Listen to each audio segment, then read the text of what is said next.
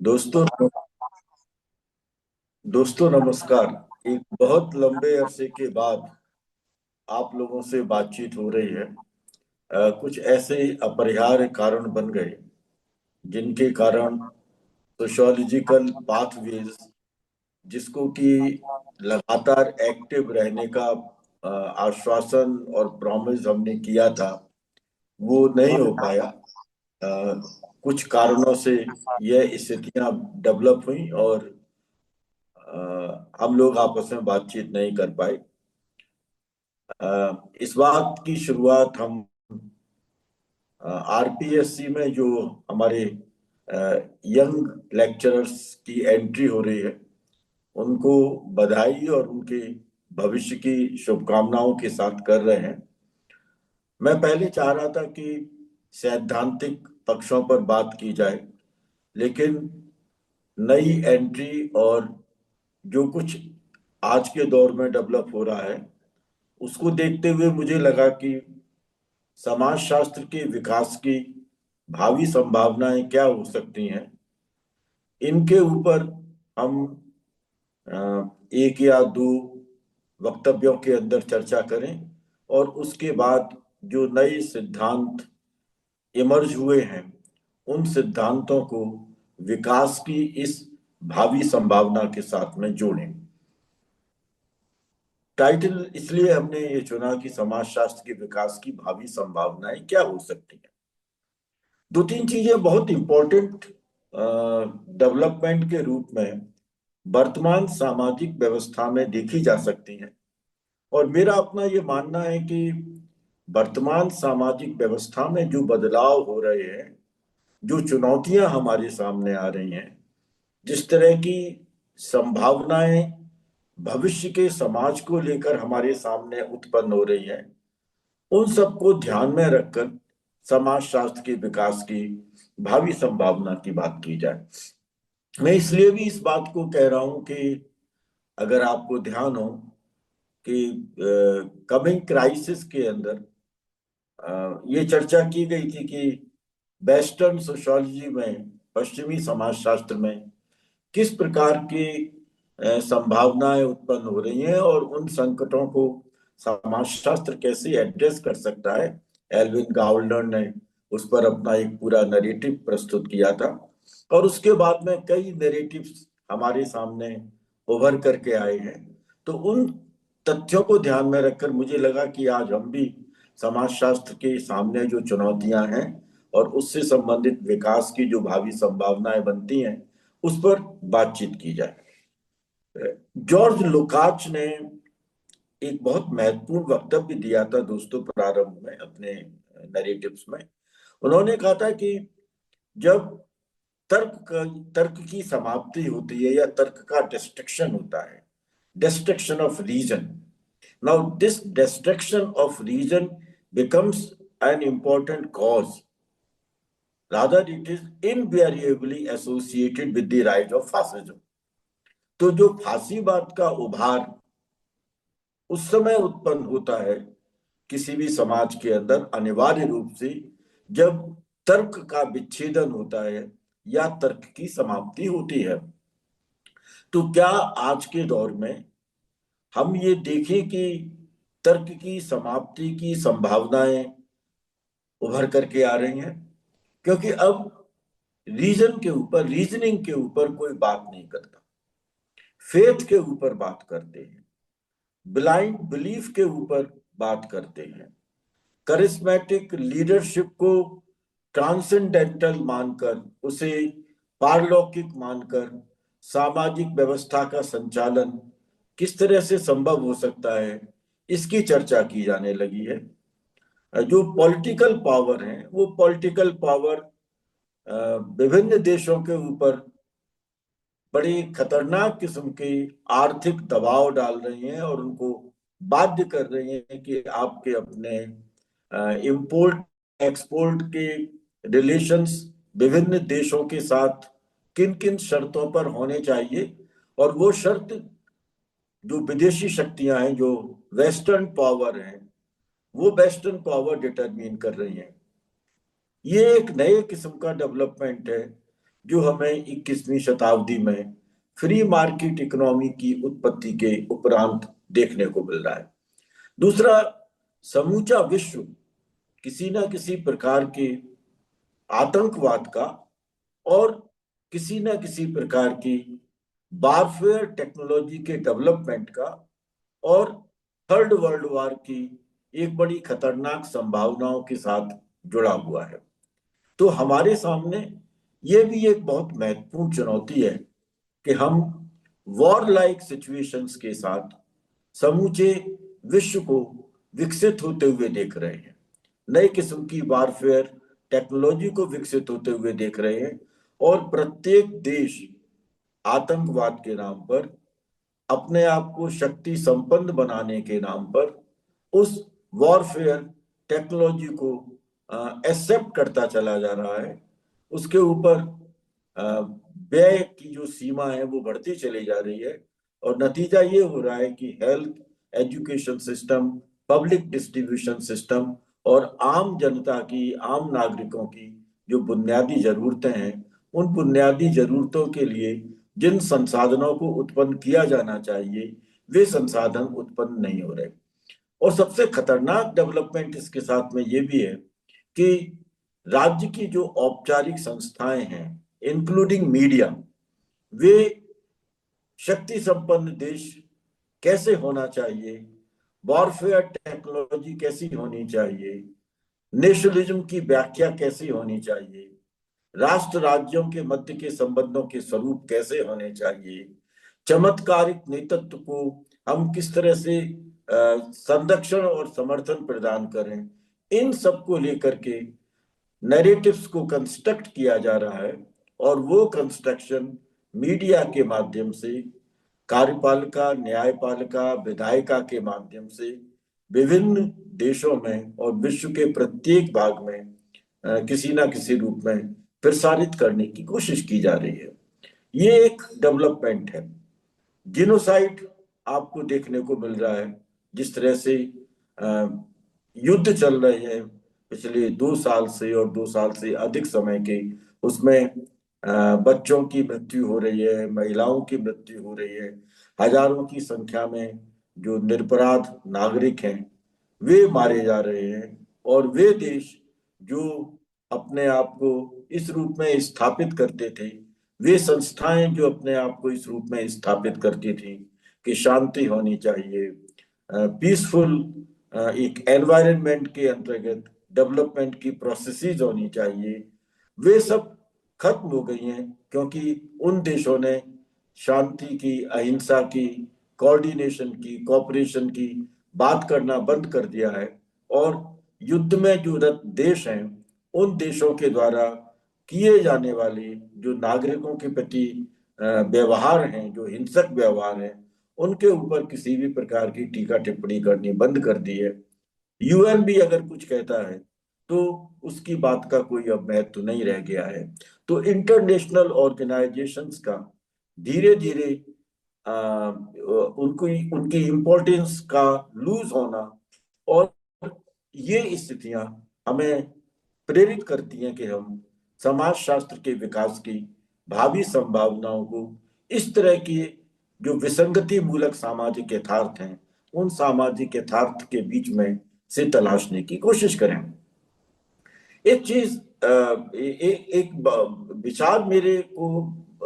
बहुत महत्वपूर्ण लगता है समाज शास्त्र के विकास के संदर्भ में, और जो चर्चा एक स्टेज पर जियापाल सार्थ ने की थी, और कहा था कि यदि आप वर्तमान व्यवस्था वाले समाज की प्रणालियों से असहमत हैं, और ये देखने को मिल रहा है कि हम विश्व के जो विभिन्न देशों में निवास करने वाले नागरिक हैं, वो अपने अपने देश की वर्तमान व्यवस्था और उसमें जो प्रणालियां हैं जो समाज के साथ जुड़ी हुई हैं, उनसे हमारी अपनी असहमति है। हम उनको स्वीकार नहीं कर रहे, उनकी लाइकिंग नहीं है, लेकिन हम उनके विरुद्ध जा भी नहीं रहे हैं, क्योंकि हम प्रेशराइज्ड हैं, हमारे ऊपर इम्पोजिशन है, हमारे ऊपर सर्विलांस है। तो जो वर्तमान व्यवस्था वाले समाज की प्रणालियों से यदि आपकी असहमति है तो इन सब के बावजूद कि सर्विलांस की स्थितियां हैं, बदलाव की संभावनाओं को कैसे तलाशा जाए। और मुझे लगता है कि बदलाव की संभावनाओं को तलाशने के लिए हमें एक बार मार्क्सियन थॉट को और उसमें जिस क्रांति की बात की गई है उस क्रांति के विचार को और गांधी के आर्गुमेंट को और गांधी के द्वारा अहिंसा के माध्यम से किए जाने वाले सामाजिक रूपांतरण के पक्षों को, इनको केंद्र में लाने की आवश्यकता है। तो मुझे एक तो ये आर्गुमेंट बहुत वैलिड लगता है, बहुत रैशनल लगता है कि समाजशास्त्र के विकास की भावी संभावनाओं को तलाशने के लिए हमें गांधी, कार्ल मार्क्स और जो पुराने अन्य क्लासिक समाजशास्त्री हैं, जो अनेक क्लासिकल सोशल साइंटिस्ट्स हैं, जो फिलोसोफर्स हैं, उनके विचारों को एक नए संदर्भों के साथ पढ़ने की आवश्यकता है और उसको लेकर के कुछ मॉडल्स और पैराडिम बनाने की जरूरत है जिनके आधार पर हम ये बता सकें कि एक ऐसी सामाजिक व्यवस्था जिसकी अपेक्षा फ्रांस की राज्य क्रांति के बाद समाजशास्त्र के अंदर भी उभरी थी और हमारी अपनी चेतना के अंदर भी आई थी, उसे कैसे पुनर्स्थापित किया जा सकता है। एक तो पार्ट हमको ये देखना पड़ेगा जिसको कि हम आगे और विस्तार देने की कोशिश करेंगे। एक दूसरा जो कारण बना आज के टॉपिक का वो ये था कि एक नया शब्द कैम्ब्रिज यूनिवर्सिटी की जो अपनी डिक्शनरी है उस कैम्ब्रिज डिक्शनरी के अंदर आया, पैरा सोशल। क्योंकि हम सामाजिक व्यवहार का अध्ययन करते हैं, हम समाज विरोधी व्यवहारों का अध्ययन करते हैं, हम असामाजिक, asocial, social, proto social, anti social, इन आर्ग्यूमेंट्स की चर्चा करते हैं। और जो चर्चा हम लोगों ने अपने प्रारंभिक वक्तव्यों में की थी, वहां पर एक पैरा सोशल शब्द का आना हमारे लिए एक बड़ा महत्वपूर्ण पक्ष बन जाता है। इस पैरा सोशल को हालांकि ये कंसेप्ट इंटरेस्टिंगली दो समाजशास्त्रियों ने, डोनाल्ड हॉल्टन और रिचार्ड वोल ने प्रस्तुत किया था, पर इसको कैम्ब्रिज यूनिवर्सिटी की डिक्शनरी में अभी स्थान मिला है, कैम्ब्रिज डिक्शनरी के अंदर। और उसमें बहुत साधारण सा अर्थ है, बहुत सिंपल मीनिंग उसका बताया गया है समाचार पत्रों के अंदर। उस पर अभी बहुत विस्तार से हमको थियराइज करने की और कंसेप्चुलाइज करने की आवश्यकता पड़ेगी। उसमें ये लिखा हुआ है कि हम विभिन्न प्रकार के जो सेलिब्रिटीज हैं, जो कलाकार हैं, और अब एआई के थ्रू भी हम ऐसा महसूस करते हैं कि हम अनेक लोगों को बहुत अच्छी तरह से जानते हैं, बहुत नजदीकी से जानते हैं। हो सकता है कि आप में से अनेक लोग ऐसे हों जो सचिन तेंदुलकर को जानते हों, जो नरेंद्र मोदी जी को जानते हों, जो अन्य जो विचारक हैं, जिस तरह से मान लीजिए आप प्रोफेसर योगेंद्र सिंह को जानते हों, आप अभिजीत पाठक को जानते हो, आप प्रोफेसर केएल शर्मा को जानते हो, प्रोफेसर एआर देसाई को जानते हो, जो जीवित है उनको भी जानते हैं और जो अब हमारे बीच में नहीं है उनको भी जानते हैं। और आप ये दावा करते हैं कि हम उनको बहुत अच्छी तरह से जानते हैं, लेकिन अगर यथार्थ में देखा जाए तो हमारा उनसे रिश्ता एक तरफा है, वन साइडेड है।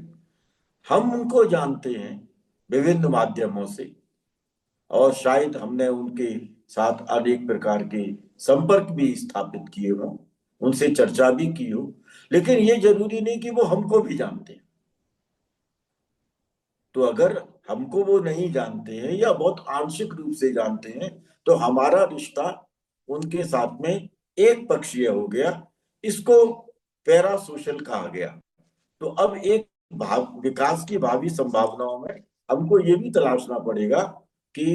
हमारी अपनी जो सामाजिक अंतःक्रियाएं विभिन्न सामाजिक इकाइयों के साथ में हैं, वो उसमें कितना सोशल है, कितना हम नियम प्रतिमानों के साथ फेस टू फेस इंटरेक्शन के साथ, सांस्कृतिक संदर्भों के साथ उन्हें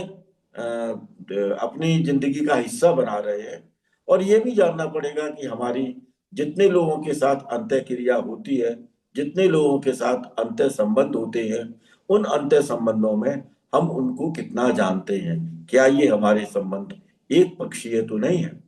एक बात और भी आती है दोस्तों इसके अंदर, जो पैरा सोशल को जब हम और ज्यादा सोशोलॉजिकल रेलिवेंस के साथ परखने की कोशिश करेंगे, तो हम ये भी समझने का प्रयास करेंगे कि क्या हम अपने आप को भी पूरी तरह से जानते हैं,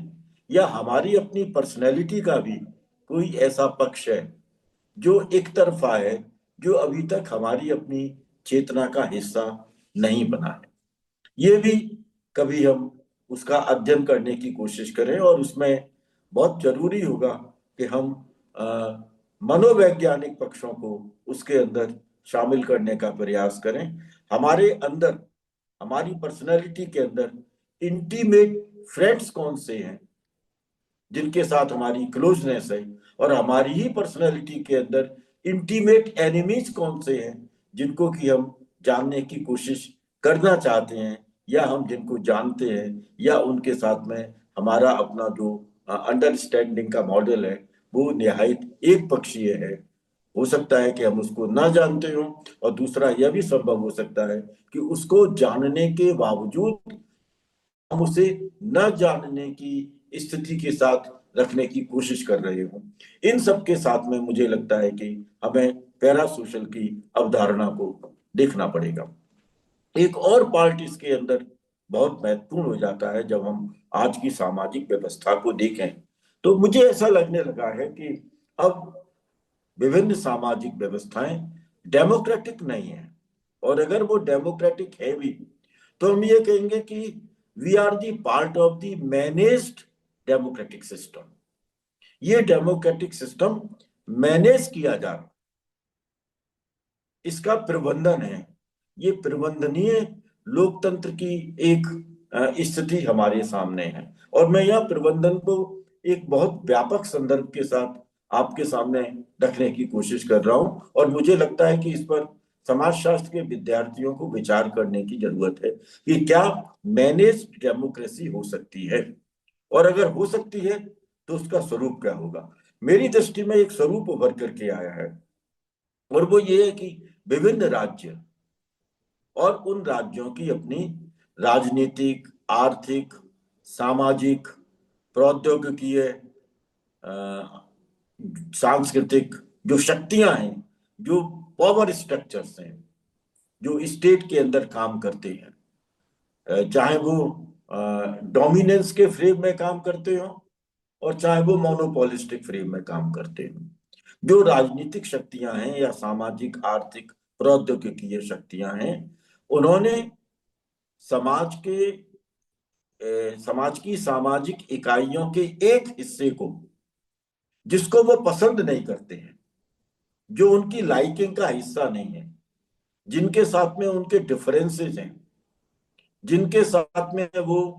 किसी प्रकार की शत्रुता का भाव भी रख सकते हो। तो डिसलाइकिंग के अनेक वेरिएशंस हो सकते हैं, अनेक रेंज हो सकती हैं। उनको कैसे आइसोलेट किया जाए समाज में, उनको कैसे एक्सक्लूड किया जाए, तो वो जो एक्सक्लूजन और आइसोलेशन की स्थिति पनपी है, उसको भी समझने की जरूरत है। और वो एक्सक्लूजन और आइसोलेशन उस जनसंख्या का इसलिए कर रहे हैं क्योंकि उनका मानना यह है उस पावर स्ट्रक्चर का कि ये देश के विकास की प्रक्रिया में, देश की लोकतांत्रिक प्रणाली में, देश की स्मूथ ऑपरेशन के अंदर कहीं ना कहीं किसी प्रकार की बाधा उत्पन्न कर रहे हैं। तो उसको उस जनसंख्या के हिस्से को बाधा उत्पन्न करने वाली जनसंख्या मानकर उसे एक्सक्लूड करना, उसे आइसोलेट करना, उसको टॉर्चर करना, और उसे इम्प्रिजन्ड कर देना, उसको जेल में डाल देना, और अनेक प्रकार से उसको अलग करने की कोशिश, उसको किसी ना किसी रूप में जो केंद्रीय प्रणालियां हैं, जो केंद्रीय अवयव हैं, सत्ता के जो संरचना के ऑपरेशन के तरीके हैं, उन ऑपरेशन के तरीके से डेलिबरेटली बाहर करना। ये मुझे लगता है कि ये एक मैनेज्ड डेमोक्रेटिक सोसाइटी है। ये आपने देखा होगा, एक देश के राष्ट्रपति किसी अगर शहर के किसी मेयर का चुनाव हो जाता है और वो उनकी अपनी विचारधारा से सहमत नहीं है, तो जो उनके अपने कंस्ट्रक्शन है, जो उनकी अपनी विचार है, राष्ट्रपति का जो विचार है, वह फिर इस रूप में उभर करके आता है कि इनका एक एक्सक्लूजन हो जाना चाहिए, इनको मार्जिनलाइज कर देना चाहिए, इनसे साथ बात करने की जरूरत नहीं है। अगर विश्वविद्यालय आपकी कार्यप्रणाली के साथ कहीं कोई असहमति व्यक्त कर रहे हैं तो उनकी फाइनेंशियल ग्रांट बंद कर दीजिए, उनकी एकेडमिक फ्रीडम बंद कर दीजिए, उस एकेडमिया को, उस बुद्धिजीवी के तबके को बिल्कुल आइसोलेट कर दीजिए, उसे जेल में डाल दीजिए, उसे विभिन्न प्रकार के टॉर्चर दीजिए, ताकि हम ये कह सकें कि ये लोग हमारे देश के लोकतांत्रिक विकास की प्रक्रिया में बाधक हैं और हम इनको एक्सक्लूड करके, इनको आइसोलेट करके देश के विकास को एक निर्धारित दिशा की तरफ लेकर के जाना चाहते हैं। एक ये पक्ष है। तो क्या हम एक मैनेज्ड डेमोक्रेटिक सोसाइटी का हिस्सा हैं? जिस मैनेज्ड डेमोक्रेटिक सोसाइटी के अंदर जो एनलाइटनमेंट की वैल्यूज थी, जिनको लेकर समाजशास्त्र की उत्पत्ति और इसका अपना विकास हुआ था, उसे कैसे रीएस्टेब्लिश किया जाए, उस पृष्ठभूमि में ये जो मैनेज्ड डेमोक्रेटिक सोसाइटी है, या जो फासिज्म के उभार की संभावनाएं जिसकी बात लुकाच कर रहे थे, या मार्क्स और गांधी के सामाजिक परिवर्तन के मॉडल जिनकी बात हम कर रहे हैं और मार्क्स के उस मॉडल की बात जियां पाल सार्थ कर रहे थे, क्या इनको केंद्र में रखकर समाजशास्त्र के विकास की, भविष्य की संभावनाओं को हमें तलाशना चाहिए। एक चीज मुझे और लग रही है जो आज के संदर्भ में बहुत महत्वपूर्ण हो जाती है, जहां तक मेरे दृष्टिकोण का सवाल है, हमारे अंदर कोई एक वैचारिक प्रतिबद्धता होनी चाहिए। वैचारिक प्रतिबद्धता का न होना या उसका निषेध करना, उसके प्रति एक वैल्यू न्यूट्रल दृष्टिकोण अपनाना, ये आज की स्थिति में स्वीकारा नहीं जा सकता। क्योंकि मुझे लगता है कि बिना वैचारिक प्रतिबद्धता के आप वर्तमान सामाजिक यथार्थ के जटिल स्वरूप की चर्चा नहीं कर सकते, उसके जटिल चरित्र को आप जान नहीं सकते। विचारधारा को केंद्र में रख करके ही आप हाशिए पर खड़े हुए सामाजिक समूहों के जीवन की गहराई को जान सकते हैं। वे लोग जो विचारधारा निरपेक्ष होकर या वैल्यू न्यूट्रल आर्ग्यूमेंट का तर्क देकर हाशिए पर खड़ी हुई जनसंख्या के एक बहुत बड़े भाग के सामाजिक जीवन को समाजशास्त्रीय दृष्टि से जानने का, और वह भी गहराई से जानने का दावा करते हैं, तो मुझे लगता है कि वो सोशियोलॉजिकल मिथक है। हमें उस मिथक की बाउंड्री से बाहर निकल करके उन सामाजिक समूहों के जीवन की, उनके सामाजिक व्यवहार की, उनकी संस्कृति की, उनके अंदर पनपी सामाजिक विसंगतियों की, उनके सांस्कृतिक स्वरूप की, उनके विभिन्न प्रकार की संस्थाओं के साथ संबंधों की, उन सब की चर्चा करने के लिए, उनका विश्लेषण करने के लिए एक वैचारिक प्रतिबद्धता का पक्ष अपनाना पड़ेगा। और इसलिए समाजशास्त्र का जो चरित्र है, भावी संभावनाओं में अगर हम उसको तलाशने की कोशिश करें, तो समाजशास्त्र का चरित्र केवल कंसेप्चुअल और थ्योरेटिकल ही नहीं होना चाहिए, वह केवल आइडियोलॉजिकल नैरेटिव्स के साथ ही नहीं होना चाहिए, बल्कि उसका एक एक्शनल पार्ट भी होना चाहिए। समाजशास्त्र को फील्ड के साथ बहुत गहराई से जुड़ने की अपनी जरूरत है। मुझे लगता है कि हमें ये भी समझने की जरूरत पड़ेगी, जब हम जो सीमांत पर खड़े हुई और जो हाशिए पर खड़ी हुई जनसंख्या है, विशेष रूप से जब हम उनकी स्टडी करें, और उस स्टडी को करने के लिए समाजशास्त्र के अंदर एथनिक अप्रोच का इस्तेमाल करें, निर्वंशीय अप्रोच का इस्तेमाल करें, जिसकी जरूरत है आज। एथनोग्राफिक स्टडीज की बहुत ज्यादा जरूरत है, ताकि हम उनके सामाजिक जीवन की गहराइयों को जान सकें, और उसके साथ फिर ये भी जानने की कोशिश करें कि क्या ये एथनोग्राफिक स्टडीज या जो एथनिक अप्रोच हमने अपनाई है इसमें, और अब तक जिस साइंटिफिक अप्रोच को हम अपना रहे थे, जिस वैज्ञानिक दृष्टिकोण को या जिस वैज्ञानिक पद्धति को हम अपना रहे थे, और उस वैज्ञानिक पद्धति में हम वैल्यू न्यूट्रलिटी के कंसेप्ट को काफी कुछ स्वीकार करने की कोशिश कर रहे थे, क्या इन दोनों के बीच में किसी प्रकार का कोई विरोधाभास तो नहीं है? क्या इन दोनों के बीच में कोई कंट्रास्ट तो नहीं है? उस कंट्रास्ट की संभावनाओं को नकारा नहीं जा सकता। ट्राइब्स की स्टडी साइंटिफिक अप्रोच से करना, वैज्ञानिक पद्धति का इस्तेमाल करना, और उनके बीच में एक एथनिक अप्रोच को अपना करके उस ट्राइब की डीप स्थिति को सामाजिक जीवन के संदर्भ में या अन्य के संदर्भ में समझने की कोशिश करना, इन दोनों को जब आप देखेंगे तो मुझे लगता है कि हम उस कंट्रास्ट की संभावनाओं को इग्नोर नहीं कर सकते। और इसलिए हमको लगता है कि समाजशास्त्र के क्षेत्र में ये जो एथनोग्राफिक प्रोफाइल्स और एथनिक स्टडीज हैं, वे विकास की भावी संभावनाओं के साथ में जुड़ने की उनकी अपनी जरूरत है। एक बात और भी हमको समझने की आवश्यकता है, जिस आवश्यकता को फिर मैं जियापाल सार्थ के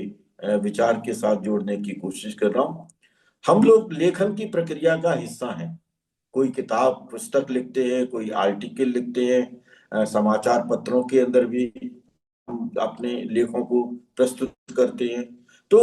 इसमें हमको सार्थ के उस दृष्टिकोण को लेने की जरूरत है कि लेखन का संबंध केवल लिखने मात्र से नहीं है। हमने कोई चीज लिख दी और कहा कि हमने ये लेखन कर दिया है, ये केवल लिखने मात्र से नहीं है। हमें इसमें एक सक्रियता भी दिखानी चाहिए। एक सक्रियता बहुत जरूरी है। और विसंगतियों के विरुद्ध यह मनुष्य के संघर्ष की अभिव्यक्ति है। कोई भी लेखन विसंगति के विरुद्ध उस लेखक का और उस मनुष्य का संघर्ष है। और अगर ऐसा है तो हम लेखन की प्रक्रिया को सामाजिक रूपांतरण के एक टूल के रूप में देख सकते हैं। समाजशास्त्र के क्षेत्र में लिखी जाने वाली विभिन्न पुस्तकें क्या उस रूपांतरण का संकेत भी हैं जो होना चाहिए? क्योंकि समाजशास्त्र की पुस्तकों में क्या हम ये देख सकते हैं कि विसंगतियों के विरुद्ध मनुष्य के संघर्ष को अभिव्यक्त किया जा रहा है? मानव सभ्यता के बहुआयामी विकास का क्या प्रतिबिंब वहां पर उभर करके आ रहा है? हमारे अनुभव, हमारा अपना अवलोकन केंद्रित अनुभव, अंतःक्रियाओं के समूह पर प्रभाव, उन प्रभावों की हमारी समझ और उनकी जांच के उपरांत उनका गुणात्मक और परिमाणात्मक मापन, ताकि हम वर्तमान स्थिति को, अतीत की स्थिति को और भावी संभावनाओं में क्या आना चाहिए और किस प्रकार के बदलाव आवश्यक हैं, उनको जान सकें और उन्हें मानव चेतना में समाहित कर सकें। तो मेरा मानना यह है कि ऐतिहासिक ज्ञान की वर्तमान समझ हमको करनी चाहिए, और समाजशास्त्र के विकास में हमें इस संभावना को तलाशना चाहिए कि जिस तरह से समाजशास्त्र ने प्रारंभ में एनलाइटनमेंट के माध्यम से बहुत सारे बदलावों को हमारे अपने लेखन का, हमारे विचार का, हमारी क्रियाओं का हिस्सा बनाने की कोशिश की थी, क्या आज के दौर में समाजशास्त्र टोटलिटेरियनिज्म की जो स्थितियां उत्पन्न हो रही हैं, सर्वसत्तावाद की जो स्थितियां उत्पन्न हो रही हैं, इनके साथ कन्फ्रंटेशन करने में सक्षम है? अगर यह कन्फ्रंटेशन करने में सक्षम है तो समाजशास्त्र के विकास की संभावनाएं हमें काफी कुछ आशा प्रदान करती हैं। अन्यथा समाजशास्त्र का विकास यदि यथास्थितिवाद को लेकर के है तो ये एनलाइटनमेंट के वैल्यूज के ऊपर भी एक प्रकार का प्रहार होगा, जो कि समाजशास्त्र का कभी भी उद्देश्य नहीं रहा। इन संदर्भों के साथ हमें समाजशास्त्र के विकास की भावी संभावनाओं को समझने की और उसकी पड़ताल करने की जरूरत है। इससे संबंधित जो अन्य विभिन्न पक्ष हमारे सामने उभर करके आए हैं, उनकी चर्चा हम अपने अगले वक्तव्य में करेंगे। एक बार फिर आप सबको धन्यवाद। सोशियोलॉजिकल पाथवेज को आप सब्सक्राइब कीजिए और अधिक से अधिक लोगों के बीच में पहुंचाने की कोशिश कीजिए, क्योंकि अब हम उन मुद्दों की चर्चा करेंगे जो मुद्दे मानव सभ्यता के विकास में आज के दौर को देखते हुए अनिवार्य माने जाते हैं और जो हमारी समझ का हिस्सा होने चाहिए। बहुत बहुत धन्यवाद।